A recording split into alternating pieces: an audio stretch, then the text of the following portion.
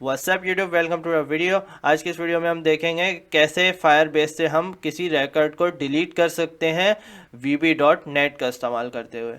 तो पिछली वीडियोस में हमने देखा कि कैसे हम फायरबेस को सेट करते हैं और कैसे डेटा इसमें इंसर्ट करते हैं, डेटा को कैसे रिट्रीव करते हैं और अपडेट कैसे करते हैं डेटा को।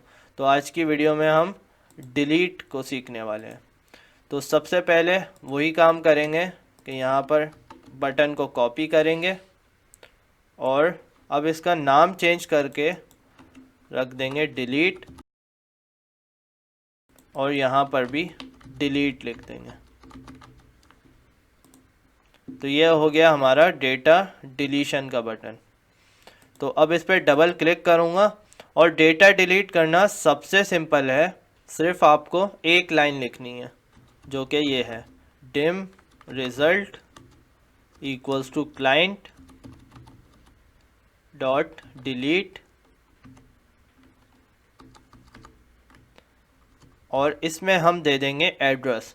तो एड्रेस होगा स्टूडेंट लिस्ट, क्योंकि सबसे पहले स्टूडेंट लिस्ट है, उसके बाद forward slash plus roll number T box dot text. तो ये हो जाएगा हमारा एड्रेस, और इस तरीके से हम रिकॉर्ड को किसी को डिलीट कर सकते हैं। लेकिन ये ध्यान रहे, अगर यहाँ पर रोल नंबर डॉट टेक्स्ट नहीं लिखा, अगर मैंने सिर्फ ये लिखा है, तो ये इस पूरे रिकॉर्ड को, यानी इस पूरे स्टूडेंट लिस्ट को, जो पूरी लिस्ट है, उसको डिलीट कर देगा। तो इस चीज़ का ख़ास ध्यान रखना है कि हम किसी ख़ास रिकॉर्ड को चाहते हैं वो डिलीट करें। एक मैसेज भी लिख देते हैं आगे ताकि पता चले डिलीट होते हुए, डेटा डिलीटेड सक्सेसफुली।